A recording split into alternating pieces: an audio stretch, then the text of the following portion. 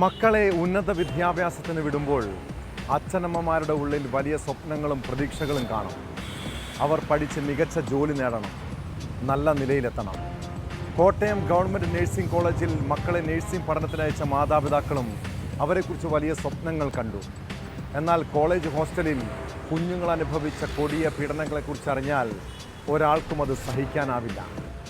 Kottayam nursing കോളേജിലെ ragging കേസിൽ കരളലിയിക്കുന്ന ദൃശ്യങ്ങളാണ് പുറത്തുവരുന്നത്. ഇതോടൊപ്പം പാറശാല CSI ലോ കോളേജിലും കാര്യവട്ടം സർക്കാർ കോളേജിലും നടന്ന റാഗിംഗ് പരാതികളും കേരളത്തിലെ ക്യാമ്പസുകളിലെ ഭീകരാവസ്ഥ തുറന്നു കാട്ടുന്നതാണ്. വിശദമായി പരിശോധിക്കുകയാണ് പോലീസ് പട്രോൾ. സ്വാഗതം.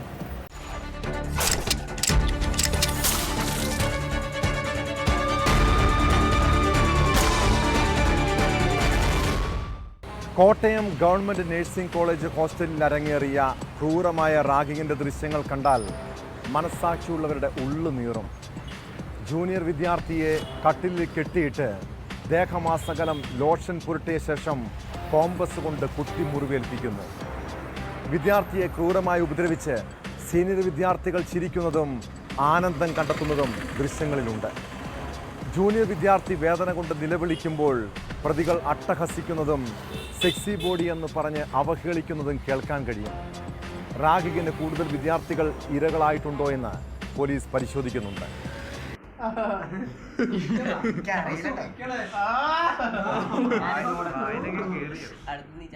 മനസാക്ഷിയെ ഞെട്ടിക്കുന്ന ദൃശ്യങ്ങളാണ് പുറത്തു വന്നത്. വിദ്യാർത്ഥിയെ കട്ടിലിൽ കെട്ടിയിട്ട ശേഷമാണ് പീഡനം. കോമ്പസ് കൊണ്ട് ശരീരത്ത് എണ്ണി മുറിവുണ്ടാക്കുന്നു. തുടർന്ന് ശരീരമാസകലം ലോഷൻ പുരട്ടുന്നു. ഞരമ്പ് നോക്കിയാണ് അക്രമികളായ നഴ്സിംഗ് വിദ്യാർത്ഥികളുടെ പീഡനം. 4, 5, 6, 7, 8.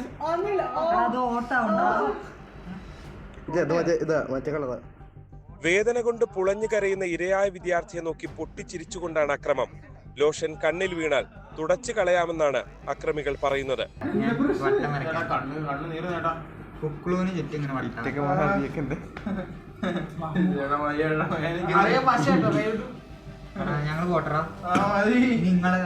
സ്വകാര്യ ഭാഗങ്ങളിൽ ഡംബൽ വെയിറ്റ് വെച്ച ശേഷമാണ് പീഡനം. നിലവിൽ ഒരു കുട്ടിയുടെ പരാതി പ്രകാരമാണ് നമ്മൾ കേസ് രജിസ്റ്റർ ചെയ്തിരിക്കുന്നത്. കൂടുതൽ ഇരകളുണ്ടോ എന്നുള്ള കാര്യം പരിശോധിച്ച് വരികയാണ്. കൂടുതൽ ഇരകളെ കണ്ട് ചോദ്യം ചെയ്യാനുള്ള നടപടി ഇന്ന് തന്നെ ആരംഭിക്കും. പിന്നീട് ഈ വീഡിയോ ദൃശ്യം ഏത് മൊബൈൽ ഫോണിലാണ് പകർത്തിയത്, അതിൻ്റെ ഒറിജിൻ, ആ രീതിയിലുള്ള ശാസ്ത്രീയമായിട്ടുള്ള പരിശോധനകൾ നടത്തും. പ്രതികളായിട്ട് പിടിച്ചിരിക്കുന്ന 5 പേരുടെയും ഫോണുകൾ നമ്മൾ കസ്റ്റഡിയിൽ എടുത്തിട്ടുണ്ട്. അത് ശാസ്ത്രീയ പരിശോധനയ്ക്ക് വിധേയമാണ്. ഇത്രയധികം വലിയ നിലവിളി ഉണ്ടായിട്ടും തൊട്ടടുത്ത മുറിയിലുണ്ടായിരുന്ന ഹോസ്റ്റൽ വാർഡൻ ഒന്നും അറിഞ്ഞിട്ടില്ല. റാഗിംഗ് നടന്നോ എന്ന് എല്ലാ ദിവസവും ചോദിച്ചറിയുന്ന അധ്യാപകരും അറിഞ്ഞിട്ടില്ല. നടന്നത് ചെറിയ വീഴ്ചയൊന്നുമല്ല. കോളേജിനെതിരെയും കൃത്യമായ അന്വേഷണം ഉണ്ടാകേണ്ടതുണ്ട്. കോട്ടയത്ത് നിന്ന് G. ശ്രീജിത്ത്, ന്യൂസ് 18. കുറ്റവാസനയുള്ള വിദ്യാർത്ഥികൾക്ക് മാത്രമേ സഹപാഠികളെ നിഷ്ഠൂരമായി മർദ്ദിക്കാനും ഉപദ്രവിക്കാനും കഴിയൂ. കോട്ടയത്ത് മാത്രമല്ല, സംസ്ഥാനത്തെ പല ക്യാമ്പസുകളിൽ നിന്നും റാഗിംഗ് പരാതികൾ ഉയരുന്നുണ്ട്. കണ്ണൂരിൽ +1 വിദ്യാർത്ഥിക്ക് ക്രൂരമർദ്ദനമേറ്റത് റാഗിങ്ങിൻ്റെ പേരിലെന്നാണ് പരാതി. കൊളവല്ലൂർ PR മെമ്മോറിയൽ സ്കൂളിലെ +1 വിദ്യാർത്ഥിയെ നിലത്തിട്ട് ചവിട്ടുകയും ഇടത് കൈ ചവിട്ടി ഒടിക്കുകയും ചെയ്തു. അതേസമയം റാഗിംഗ് അല്ല നടന്നതെന്നും വിദ്യാർത്ഥികൾ തമ്മിൽ സംഘർഷം പതിവാണെന്നും അധ്യാപകർ പറയുന്നു. തിരുവനന്തപുരം പാറശാല CSI ലോ കോളേജിലും കാര്യവട്ടം സർക്കാർ കോളേജിലും മർദ്ദനമേറ്റ വിദ്യാർത്ഥികൾ റാഗിംഗ് പരാതി നൽകിയിട്ടുണ്ട്.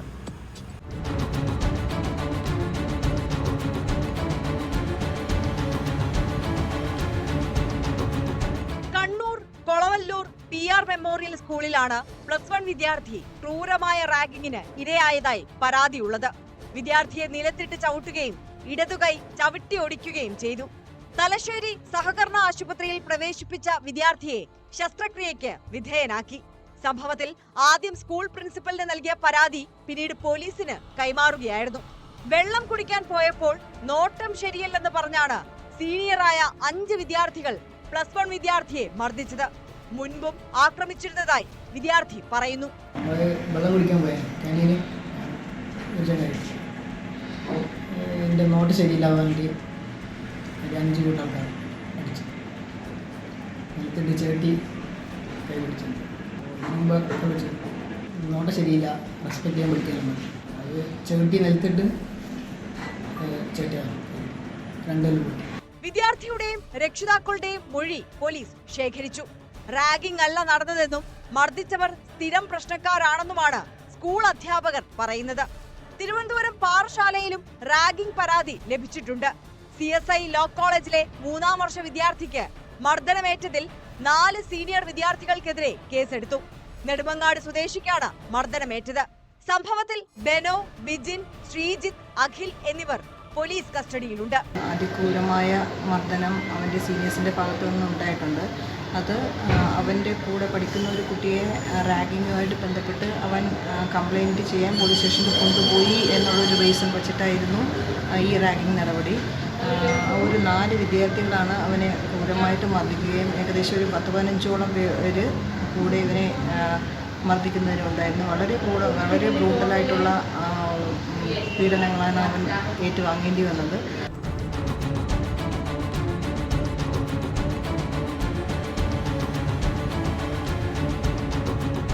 കാര്യവട്ടം സർക്കാർ കോളേജിൽ ജൂനിയർ വിദ്യാർത്ഥികൾക്ക് സീനിയർ വിദ്യാർത്ഥികളുടെ ക്രൂരമർദ്ദനമേറ്റതായാണ് പരാതി. 1ാം വർഷ ബയോടെക്നോളജി വിദ്യാർത്ഥി ബിൻസ് ജോസ്, ബയോകെമിസ്ട്രി വിദ്യാർത്ഥി അഭിഷേക് എന്നിവർക്കാണ് മർദ്ദനമേറ്റത്. അഭിഷേകിന്റെ പരാതിയിൽ കഴക്കൂട്ടം പോലീസ് കേസെടുത്തു. മർദ്ദനമേറ്റവർ റാഗിംഗ് പീഡനം ആരോപിച്ച് കോളേജ് പ്രിൻസിപ്പലിനും പരാതി നൽകിയിട്ടുണ്ട്. റാഗിംഗ് നടന്നോ എന്നത് സംബന്ധിച്ച് പ്രിൻസിപ്പലിൽ നിന്ന് വിവരം തേടുമെന്ന് കഴക്കൂട്ടം പോലീസ് അറിയിച്ചു.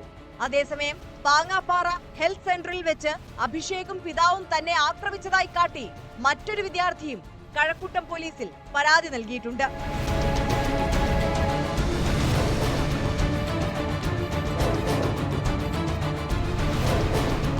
വിവിധ ബ്യൂറോകൾക്കൊപ്പം ന്യൂസ് ഡെസ്ക് ന്യൂസ് 18. മദ്യത്തിൻ്റെയും കഞ്ചാവിൻ്റെയും ലഹരിയിൽ അഴിഞ്ഞാടുന്ന യുവാക്കൾ. കേരളത്തിലെ പല തെരുവുകളിലും രാത്രിയോ പകലോ എന്നില്ലാതെ ചെറുപ്പക്കാർ ഭീകരാന്തരീക്ഷം സൃഷ്ടിക്കുകയാണ്. കൊച്ചിയിൽ നടുറോഡിൽ കത്തിയുമായി നാട്ടുകാർക്കും പോലീസിനും നേരെ കൊലവിളി മുഴക്കിയത് ഒരു യുവാവും യുവതിയുമാണ്. പാലാരിവട്ടം ജംഗ്ഷനിൽ കഴിഞ്ഞ രാത്രി 12ഓടെയാണ് യുവാവും യുവതിയും നാട്ടുകാരെ ആക്രമിക്കുന്നുവെന്ന പരാതി പോലീസിന് ലഭിച്ചത്. സ്ഥലത്ത് പോലീസ് എത്തിയതോടെ ആക്രമണം അവർക്ക് നേരെയായി. കേസിൽ പാലാരിവട്ടം സ്വദേശി പ്രവീൺ, കോഴിക്കോട് സ്വദേശിനിയും DJ-യുമായ റസ്ലി എന്നിവരെ പോലീസ് അറസ്റ്റ് ചെയ്തു. കൊച്ചിയിലെ വിവിധ സ്റ്റേഷനുകളിൽ ഇരുവർക്കുമെതിരെ കഞ്ചാവ് കേസ് ഉൾപ്പെടെയുണ്ട്. പോലീസ് വന്നിട്ടേ ഉള്ളൂ 5 ഗ്രാം കളക്ട് ചെയ്യാൻ. ഒരു കിട്ടിയില്ല, അതറിയോ? പിന്നെ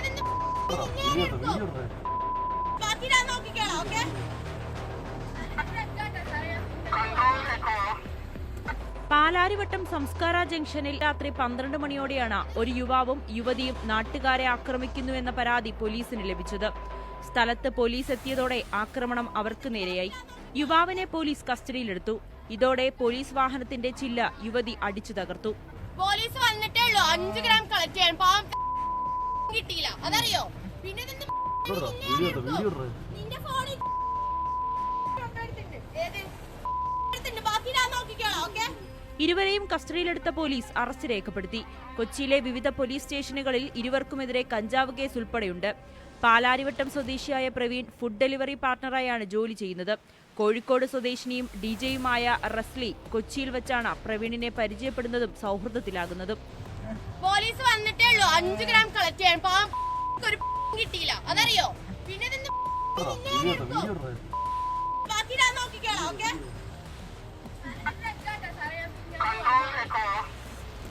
ന്യൂസ് 18 കൊച്ചി. പെൺകുട്ടികളെ സംബന്ധിച്ച് അമ്മയുടെ കരുതലും സ്നേഹവും വേണ്ട പ്രായമാണ് കൗമാരം. എന്നാൽ ഇക്കാലത്ത് ചില സ്ത്രീകൾ സ്വന്തം സുഖത്തിനും സന്തോഷത്തിനും വേണ്ടി മക്കളെപ്പോലും ബലിയാടുകളാക്കുന്ന കാഴ്ച. പത്തനംതിട്ടയിൽ 13-കാരിയെ അമ്മയുടെ ഒത്താശയോടെയാണ് ആൺസുഹൃത്ത് ബലാത്സംഗം ചെയ്തത്. കഴിഞ്ഞ സെപ്റ്റംബറിൽ ലോഡ്ജിലെത്തിച്ച് അമ്മയുടെ കാമുകൻ പീഡിപ്പിച്ചെന്ന ഞെട്ടിപ്പിക്കുന്ന കാര്യം പെൺകുട്ടി വെളിപ്പെടുത്തിയത് ചൈൽഡ് വെൽഫെയർ കമ്മിറ്റിയോടാണ്. പോലീസ് കേസെടുത്തതിന് പിന്നാലെ ഒളിവിൽ പോയ അമ്മയും ആൺസുഹൃത്തും അറസ്റ്റിലായിരിക്കുന്നു. പിടിയിലായ റാന്നി സ്വദേശി ജെയ്മോൻ ഒരു കൊലപാതക കേസിലടക്കം പ്രതിയാണ്.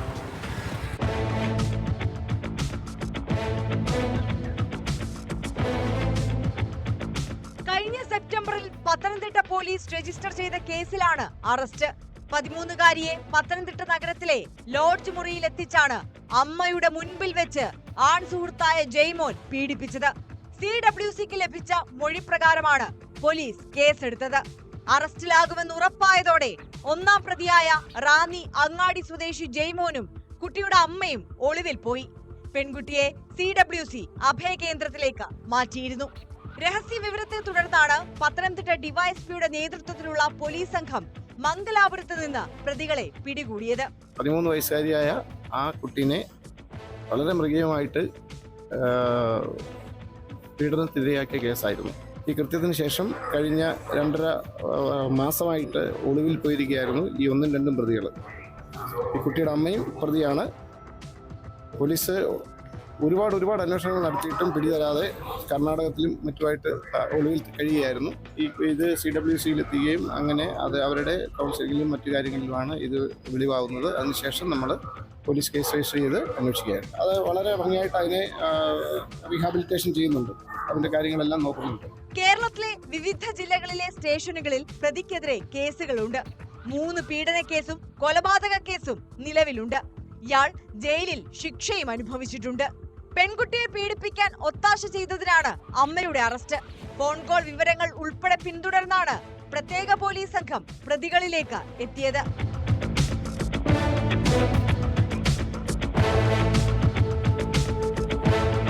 ന്യൂസ് 18 പത്തനംതിട്ട.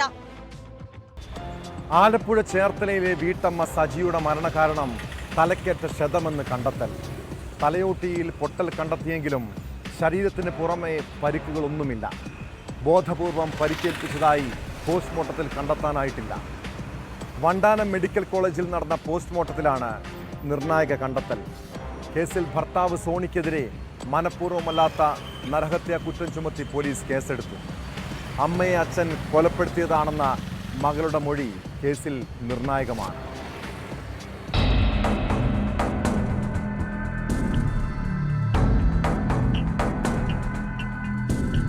കഴിഞ്ഞ ഞായറാഴ്ച ചേർത്തല മുട്ടം സെന്റ് ഫെറോന പള്ളിയിൽ അടക്കം ചെയ്ത സജിയുടെ മരണം കൊലപാതകമാണെന്ന് ചൂണ്ടിക്കാട്ടി മകൾ മിഷ്മയാണ് ചേർത്തല പോലീസിൽ പരാതി നൽകിയത്. ഇതോടെ കല്ലറ പൊളിച്ച് മൃതദേഹം പുറത്തെടുക്കാൻ അന്വേഷണ സംഘം തീരുമാനിക്കുകയായിരുന്നു. സംസ്കാരം നടന്ന 3ാം ദിനമായിരുന്നു പോലീസ് നടപടി.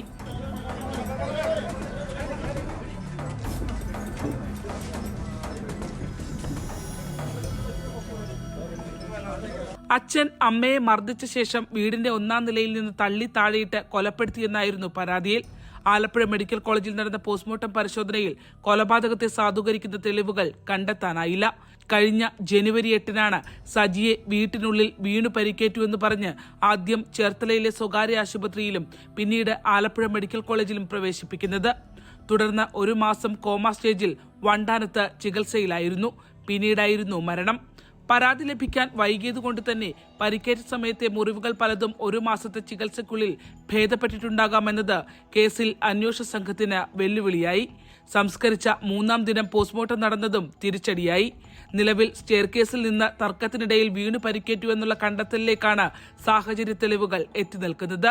സോണി ആ സമയത്ത് മദ്യലഹരിയിലായിരുന്നുവെന്നും മകൾ മൊഴി നൽകിയിട്ടുണ്ട്. ആന്തരിക രക്തസ്രാവമാണ് മരണകാരണമെന്നാണ് പോസ്റ്റ്മോർട്ടത്തിലെ ആദ്യ കണ്ടെത്തൽ.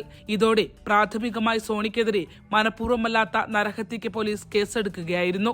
ചേർത്തല പോലീസ് കസ്റ്റഡിയിലെടുത്ത ഇയാളുടെ അറസ്റ്റ് രേഖപ്പെടുത്തി. തുടരന്വേഷണത്തിൽ കൂടുതൽ കാര്യങ്ങൾ കണ്ടെത്താനായാൽ വകുപ്പുകളിൽ മാറ്റമുണ്ടാകും. പോസ്റ്റ്മോർട്ടത്തിന് ശേഷം ബന്ധുക്കൾക്ക് വിട്ടു നൽകിയ സജിയുടെ മൃതദേഹം വീണ്ടും മുട്ടംപള്ളി സെമിത്തേരിയിൽ സംസ്കരിച്ചു.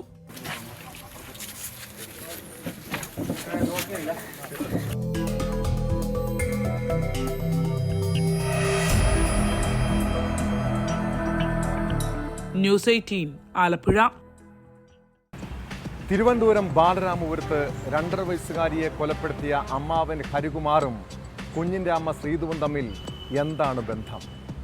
കുഞ്ഞിനെ കൊലപ്പെടുത്തിയതിൽ ശ്രീതുവിന് പങ്കുണ്ടോ? ഇരുവരും തമ്മിലുള്ള വഴിവിട്ട ബന്ധത്തിൻ്റെ തെളിവുകൾ പോലീസിന് ലഭിച്ചിട്ടുണ്ട്. കേസിൽ ഹരികുമാർ മാത്രമാണ് പ്രതിയെന്നാണ് പോലീസിൻ്റെ കണ്ടെത്തൽ. കുഞ്ഞിൻ്റെ കൊലപാതകത്തിൽ അമ്മാവൻ ഹരികുമാറിനെ പ്രതി ചേർത്ത് വൈകാതെ അന്വേഷണ സംഘം കുറ്റപത്രം സമർപ്പിക്കും. അതേസമയം ജോലി വാഗ്ദാനം ചെയ്തുള്ള സാമ്പത്തിക തട്ടിപ്പ് കേസിൽ കുട്ടിയുടെ അമ്മയെ പ്രതി ചേർത്ത് മറ്റു കേസുകൾ രജിസ്റ്റർ ചെയ്തിട്ടുണ്ട്. ഭർത്താവിൻ്റെ ബന്ധുവായ പോലീസുകാരന് 35 ലക്ഷം രൂപ കൈമാറിയെന്ന യുവതിയുടെ വെളിപ്പെടുത്തലിനെ തുടർന്ന് FIR രജിസ്റ്റർ ചെയ്തു.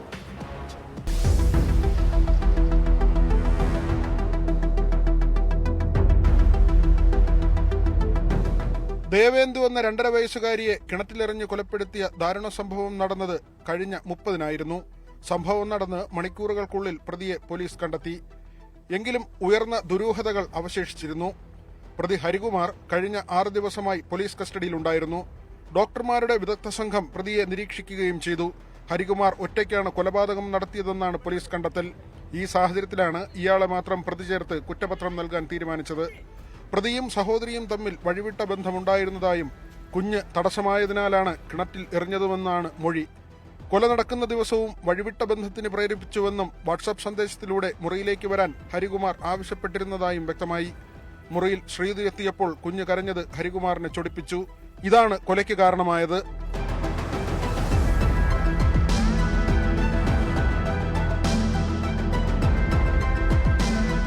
ശ്രീതു ദേവസ്വം ബോർഡിൽ ജോലി വാഗ്ദാനം ചെയ്തു നടത്തിയ തട്ടിപ്പിൽ നിലവിൽ റിമാൻഡിലാണ്.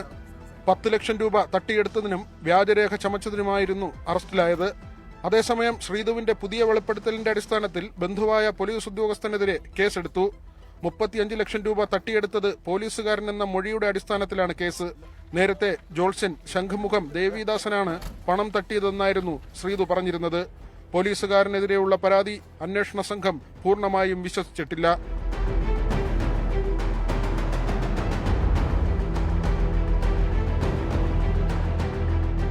ന്യൂസ് 18 തിരുവനന്തപുരം. ഭർത്താക്കന്മാരുടെ വഴിവിട്ട ബന്ധവും മദ്യപാനവും ഒരു സ്ത്രീക്കും സഹിക്കാനാവില്ല. പാലക്കാട് കല്ലടിക്കോട്ടെ റെൻസിയ എന്ന യുവതിയെ ആത്മഹത്യയിലേക്ക് നയിച്ചതും ദാമ്പത്യ ബന്ധത്തിലെ പ്രശ്നങ്ങളായിരുന്നു. ജംസീന എന്ന യുവതിയുമായി ഭർത്താവ് ഷെഫീസിനുള്ള അടുപ്പമാണ് ഇവരുടെ കുടുംബജീവിതം തകർത്തത്. റെൻസിയ ആത്മഹത്യ ചെയ്തതിന് പിന്നാലെ മരണത്തിൽ ദുരൂഹത ആരോപിച്ച് യുവതിയുടെ ബന്ധുക്കൾ രംഗത്തെത്തിയിരുന്നു. കേസിൽ ഭർത്താവും പെൺസുഹൃത്തും അറസ്റ്റിലായിരിക്കുന്നു. ഇരുവർക്കുമെതിരെ ആത്മഹത്യാ പ്രേരണാ കുറ്റമാണ് പോലീസ് ചുമത്തിയിരിക്കുന്നത്.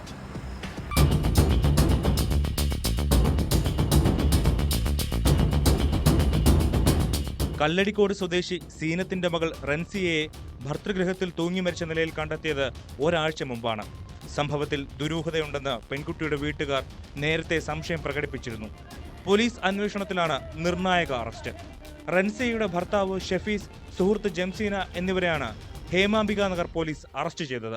പുതുപ്പരിയാരം എസ്റ്റേറ്റിലെ വാടക വീട്ടിൽ ഉച്ചയ്ക്ക് 12 മണിയോടെയാണ് യുവതിയെ തൂങ്ങി മരിച്ച നിലയിൽ കണ്ടെത്തിയത്. ഭർത്താവുമായി പുറത്തുപോയി വന്നതിന് ശേഷമാണ് യുവതിയെ മരിച്ച നിലയിൽ കാണുന്നത്. ഇതോടെയാണ് മരണത്തിൽ ദുരൂഹതയുണ്ടെന്ന് കാട്ടി കുടുംബം പരാതി നൽകിയത്. 4.5 വർഷമായി റൻസിയയുടെ വിവാഹം കഴിഞ്ഞിട്ട് ഒരു കുഞ്ഞുമുണ്ട്. ഭർത്താവിന് മറ്റൊരു സ്ത്രീയുമായി ബന്ധമുണ്ടായതോടെ ഇരുവരും തമ്മിൽ പ്രശ്നങ്ങൾ ഉണ്ടായിരുന്നതായും കുടുംബം പറഞ്ഞു. ഒരിക്കൽ റൻസിയ വീട്ടിൽ ഇല്ലാതിരുന്ന സമയത്ത് ഭർത്താവ് ഷെഫീഖ് പെൺസുഹൃത്തിനൊപ്പം പോയി താമസിച്ചിരുന്നതായും റൻസിയ വീട്ടുകാരോട് പറഞ്ഞിരുന്നു. ഭർത്താവിന്റെ പെൺസുഹൃത്തിനെ വിളിച്ച് റൻസിയ സംസാരിച്ചിരുന്നു. താൻ ഒഴിഞ്ഞു തരാമെന്നും പറഞ്ഞിരുന്നു. ഭർത്താവ് തന്നെ മനസ്സിലാക്കാതെ ആയതോടെ ഇനി ജീവിച്ചിരിക്കുന്നതിൽ അർത്ഥമില്ലെന്ന് റൻസിയ വീട്ടുകാരോട് പറഞ്ഞിരുന്നെങ്കിലും തന്റെ കുഞ്ഞിനെ ഓർത്ത് ആത്മഹത്യ ചെയ്യില്ലെന്ന് ഉറപ്പു നൽകിയതാണെന്നും മരണത്തിൽ ദുരൂഹത ഉണ്ടെന്നും കുടുംബം പറഞ്ഞു. ഭർത്താവുമായി പ്രശ്നങ്ങൾ ഉണ്ടായിരുന്നെന്ന് കാട്ടി നേരത്തെ പോലീസിൽ പരാതി നൽകിയിരുന്നെന്നും മകൾക്ക് നീതി വേണമെന്നുമാണ് കുടുംബത്തിന്റെ ആവശ്യം.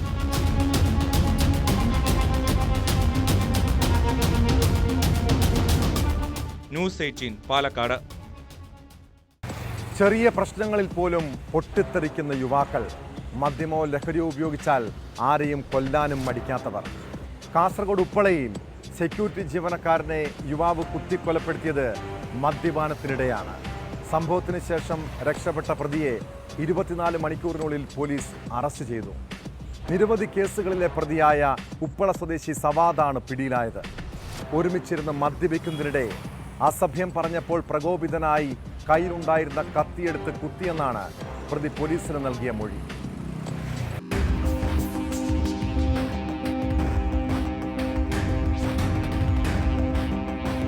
ഉപ്പളയെ നടുക്കിയ കൊലപാതകത്തിൽ പ്രതിയെ 24 മണിക്കൂറിനകം പിടികൂടി പോലീസ്. ഉപ്പള പത്വാട് സ്വദേശി 24-കാരൻ സവാദാണ് അറസ്റ്റിലായത്.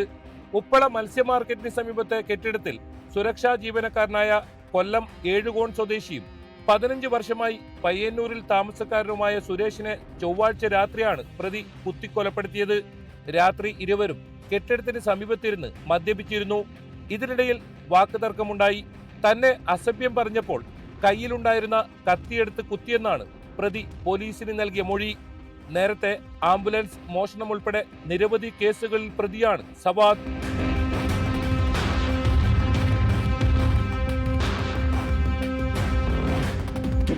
സുരേഷ് 2 വർഷമായി ഉപ്പള്ളയിലെ കെട്ടിടത്തിലെ സുരക്ഷാ ജീവനക്കാരനായി ജോലി ചെയ്തു വരികയായിരുന്നു. കൊലപാതകത്തിന് ശേഷം സവാദ് കർണാടകയിലേക്ക് കടന്നു. മഞ്ചേശ്വരത്തെ ബന്ധുവീട്ടിലേക്ക് വരുന്നതിനിടെയാണ് ഇയാൾ പിടിയിലായത്. ജില്ലാ പോലീസ് മേധാവി ഡി ശില്പിയുടെ നിർദ്ദേശപ്രകാരം ഡിവൈഎസ്പി CK സുനിൽകുമാറിന്റെ മേൽനോട്ടത്തിൽ രൂപീകരിച്ച 3 സ്ക്വാഡുകൾ നടത്തിയ അന്വേഷണത്തിലാണ് സവാദിനെ 24 മണിക്കൂറിനകം പിടികൂടാനായത്. കോടതിയിൽ ഹാജരാക്കിയ പ്രതിയെ റിമാൻഡ് ചെയ്തു.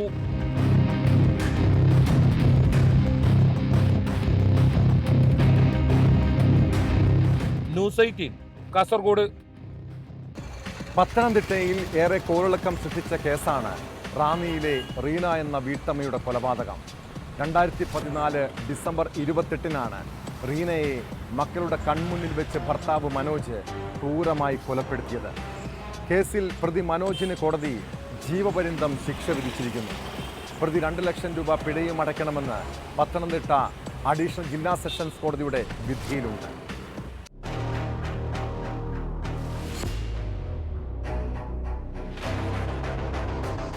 റീനയുടെ അമ്മയുടെയും മക്കളുടെയും മൊഴിയുടെ അടിസ്ഥാനത്തിലാണ് പ്രതി മനോജ് കുറ്റക്കാരനെന്ന് കോടതി കണ്ടെത്തിയത്. കൊലപാതകം, തടഞ്ഞുവെക്കൽ തുടങ്ങിയ കുറ്റങ്ങളും കോടതിയിൽ തെളിയിക്കപ്പെട്ടു. മക്കളുടെ മുന്നിലിട്ടാണ് റീനയെ പ്രതി ക്രൂരമായി മർദ്ദിച്ച് കൊലപ്പെടുത്തിയത്. ജാക്കി ലിവറും ഇഷ്ടികയും കൊണ്ടായിരുന്നു മർദ്ദനം. പ്രതിക്ക് പരമാവധി ശിക്ഷ നൽകണമെന്നുള്ള പ്രോസിക്യൂഷന്റെ വാദം കോടതി അംഗീകരിച്ചു. പ്രതിക്ക് ജീവപര്യന്തം കഠിന തടവും 2 ലക്ഷം രൂപ പിഴയും വിധിച്ചു. 1 മാസം കഠിന തടവിനും 302 പ്രകാരം ജീവപര്യന്തം കഠിന തടവിനും ശിക്ഷിച്ചിരിക്കുകയാണ്. അതോടൊപ്പം തന്നെ കോമ്പൻസേഷനായി 2 ലക്ഷം രൂപ പ്രതി നൽകാനും ബഹുമാനയുടെ കോടതി ഉത്തരവായിട്ടുണ്ട്. അതിൽ 2 ലക്ഷം രൂപയിൽ 1 ലക്ഷം രൂപ മൂത്ത കുട്ടിക്കും 1 ലക്ഷം രൂപ ഇളയ കുട്ടിക്കും തുല്യമായി വിധിച്ചു നൽകാനും ഉത്തരവായിട്ടുണ്ട്. ഈ തുക നൽകാത്ത പക്ഷം പ്രതിയുടെ വസ്തുവിൽ നിന്നും അത് ഈടാക്കിയെടുക്കാമെന്നും കോടതി ഉത്തരവിട്ടിട്ടുണ്ട്. ഓരോ ലക്ഷം രൂപ വീതം 2 മക്കൾക്കും പ്രതി മനോജ് നൽകണം. തുക നൽകാത്ത പക്ഷം പ്രതിയുടെ സ്വത്തിൽ നിന്നും ഈടാക്കാനും കോടതി ഉത്തരവിട്ടു. 2014 ഡിസംബർ 28-ന് റീനയ്ക്ക് വന്ന ഫോൺ കോളിനെ ചൊല്ലിയുള്ള സംശയമാണ് ക്രൂരമായ മർദ്ദനത്തിനും കൊലപാതകത്തിലേക്കും നയിച്ചത്. റാന്നി CI ആയിരുന്ന രാജപ്പൻ റാവുത്തറാണ് അന്വേഷണം നടത്തി കുറ്റപത്രം സമർപ്പിച്ചത്. കേസിൽ 25 സാക്ഷികളെ വിസ്തരിച്ചു. 13 തൊണ്ടി മുതലും ഹാജരാക്കി. സംഭവം നടന്ന് 11 വർഷത്തിനു ശേഷമാണ് ശിക്ഷാവിധി.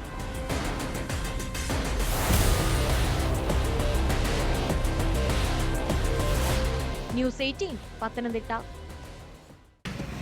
TP ചന്ദ്രശേഖരൻ വധക്കേസിൽ പ്രതികൾക്ക് യഥേഷ്ടം പരോൾ നൽകിയ സർക്കാർ നടപടി വലിയ വിവാദത്തിന് വഴിവെച്ചിരിക്കുകയാണ്. വിചാരണ കോടതി ശിക്ഷ വിധിച്ച് 10 വർഷമാകുമ്പോൾ 3 പ്രതികൾക്ക് പല ഘട്ടങ്ങളായി ലഭിച്ചത് 3 വർഷത്തിനടുത്ത് പരോൾ. KC രാമചന്ദ്രൻ, ട്രൗസർ മനോജ്, അണ്ണൻ സിജിത്ത് എന്നിവർക്കാണ് 1000 ദിവസത്തിലധികം പരോൾ ലഭിച്ചത്. മറ്റു പ്രതികൾക്കും വാരിക്കോരി പരോൾ നൽകി. ഭരിക്കുന്ന പാർട്ടിക്ക് വേണ്ടി നടത്തിയ കൊലപാതകത്തിനുള്ള പ്രത്യുപകാരമെന്നായിരുന്നു ഇതിനോട് KK രമയുടെ വിമർശനം.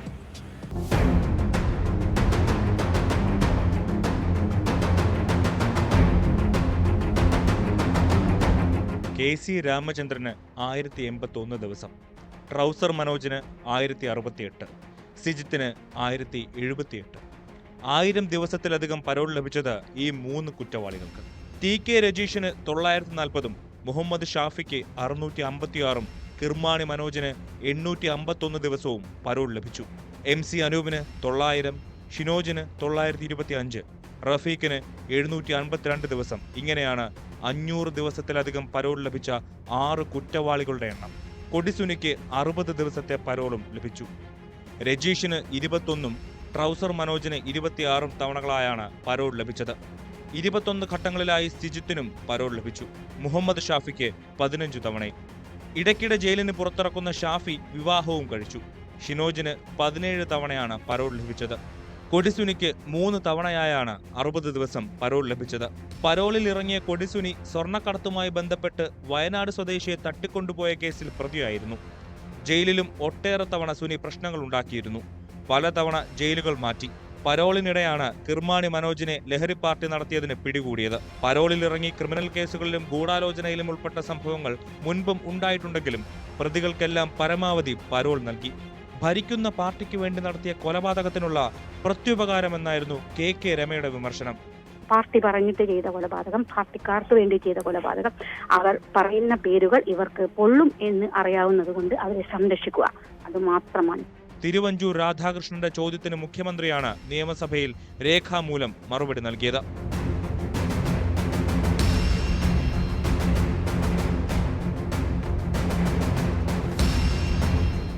ന്യൂസ് 18 തിരുവനന്തപുരം.